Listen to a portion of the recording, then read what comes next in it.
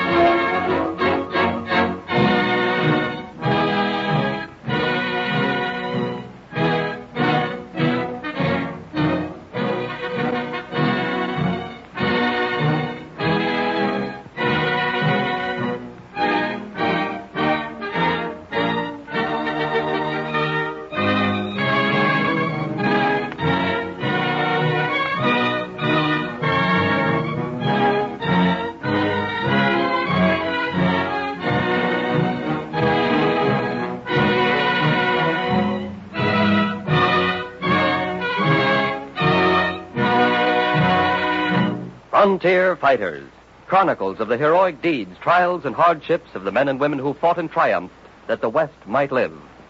Enshrined forever in the hearts of those sons and daughters who claim the West is Eliza Ann Brooks, the pioneer mother. In 1849, her husband went to California to prospect for gold. Writing from Butte County in 1852 to his wife and family in Michigan. Oh, my dear wife and my beloved children, if you were all here with me, I know that I could make California my home. May God speed that day when we'll all be together under one roof. Kiss the babies for me, your loving husband and father. Father wants us to come to California? Mother, are we going? It's been more than 2 years since we've seen our father. And if we'd start right now, it's only just a little... It's only 3,000 miles across mountains, plains, prairies, and deserts. It's no excursion, son. I ain't afraid. I can shoot straight, drive a team. I don't get tired, and I'm not a big eater. You are your father's son. You're not just 13, a boy. You're a man. Stand up, Elisha. I'm big for my age. Feel my muscle, Mom. Some folks would be saying I'm a fool taking chances with a boy and 5 little ones. But the Lord is our shepherd, Elisha. And somehow, some way, he'll lead us to your father in California.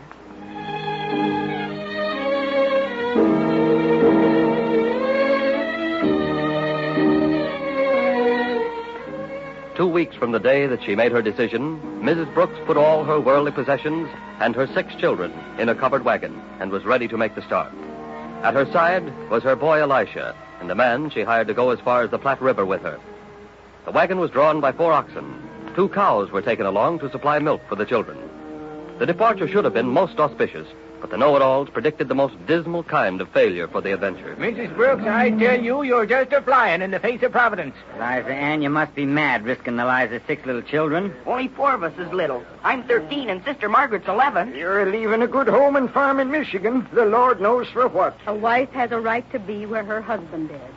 He can't come to me, so we're a-going to him. All right, Jim, let's get going.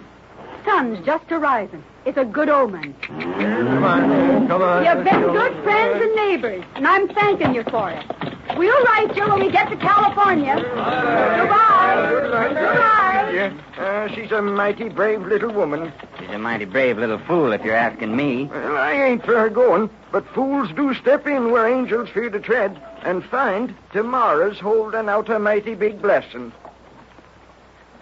The road to the Missouri River was in the poorest possible condition, and the party was forced to struggle through mire and bogs caused by heavy rain. While crossing Iowa, the children became ill with measles, and one night the hired man began to grumble.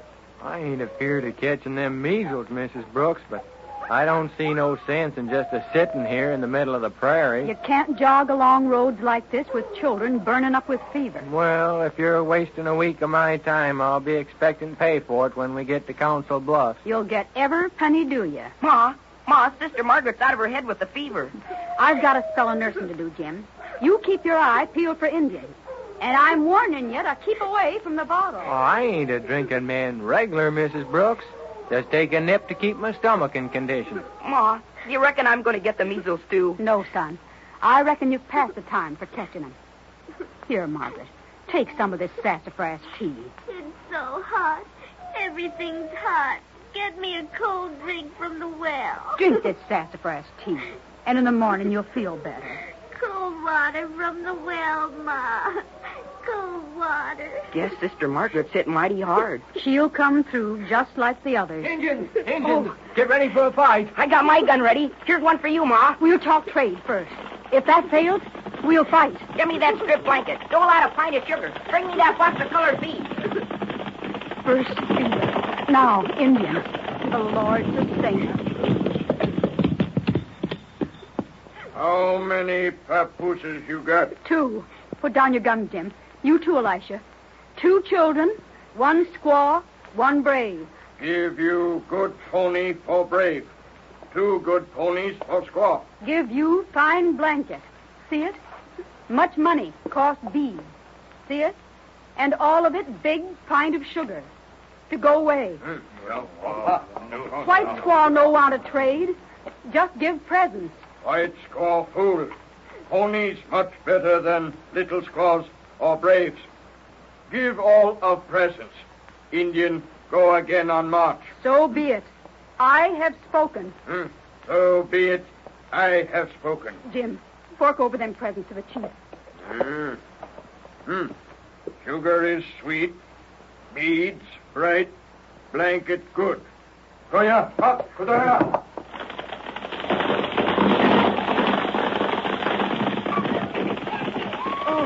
You all right, Mom? Steady there, Mrs. Brooks. Better take a nip of this here liquor. I'm all right. Elisha, you and Jim had better keep a watch right through the night. If Margaret's fever breaks, morning will see us out on the road again. Don't you think we better turn back, ma'am? We're never turning back. Elisha's father married a woman who ain't afraid to fight.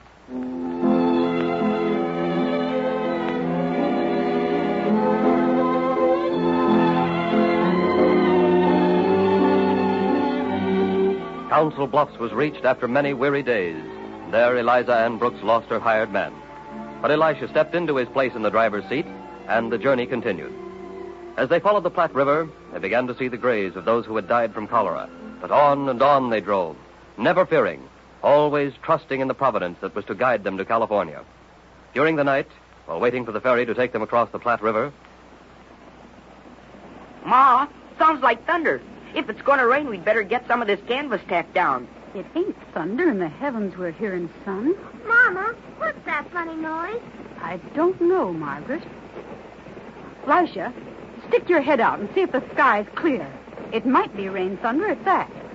Sky's clear, Ma, but there's a powerful lot of dust rolling in from off the west. Margaret, you watch over the children. All right. Elisha, bring your gun. I think I know what that noise is. Think it's Indians, Ma? No, son. Looks to me like a buffalo stampede, and us right in the path of it. Ma, what are we going to do? Stand our ground. Trust in the Lord to show us a way to divide that herd, so no harm will come to any of us. I can see 'em now, Ma. Hundreds of 'em are coming. All right, Elisha. Let's start walking toward that herd. Ma, what if... There's no ifs now, son. We're going to pick off the leaders of that herd just as soon as we can sight them. All right, son. And remember, every bullet's got to count.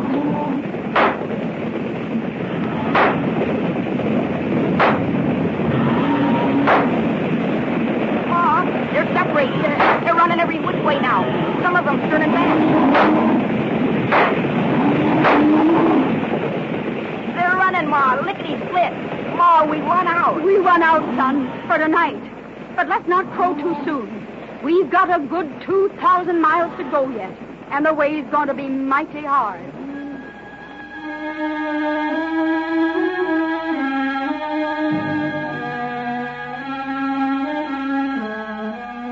Storms, wolves, thunder. The cattle waxed lean and grew weak because the land was picked bare of grass for the hungry stock of the thousands ahead of them. A plague of grasshoppers dimmed the light of the sun.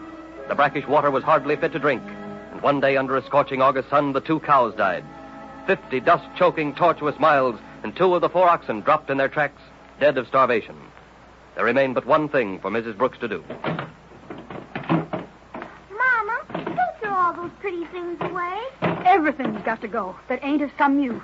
You gonna throw out that good mahogany chair Grandma gave us? Everything that's of no use. Just our clothes, drinking water, bedding, and pots and pans is all we're keeping. Mom, what are we gonna do when the food we've got left is gone and there ain't no more water? Elisha, that food we got left, and the water, too, is manna from the hand of man. What comes now has got to be manna from heaven.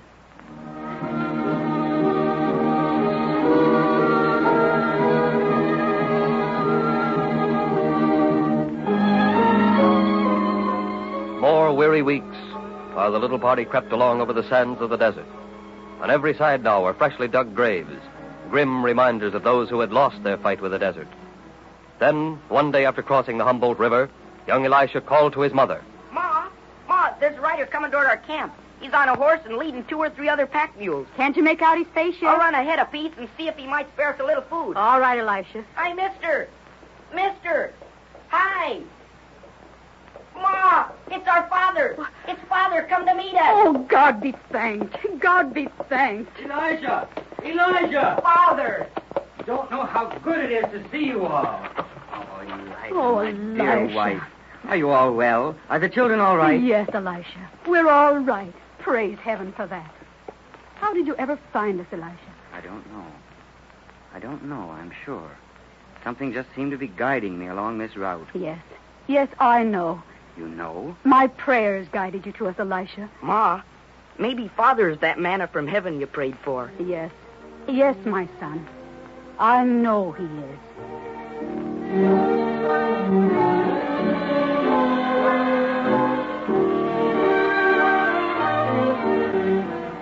Elisha Brooks Sr. arrived just in the nick of time as his pitiful little family eked out the last portions of food and water. And with this last-minute rescue, he provided a thrilling and historically true climax to our story. The Brooks family had little trouble in crossing the Sierras, and in a few days reached Butte County, California, where they made their new home. It has been our privilege to salute a courageous, spiritual pioneer mother, Eliza Ann Brooks, one of the truest of all frontier fighters.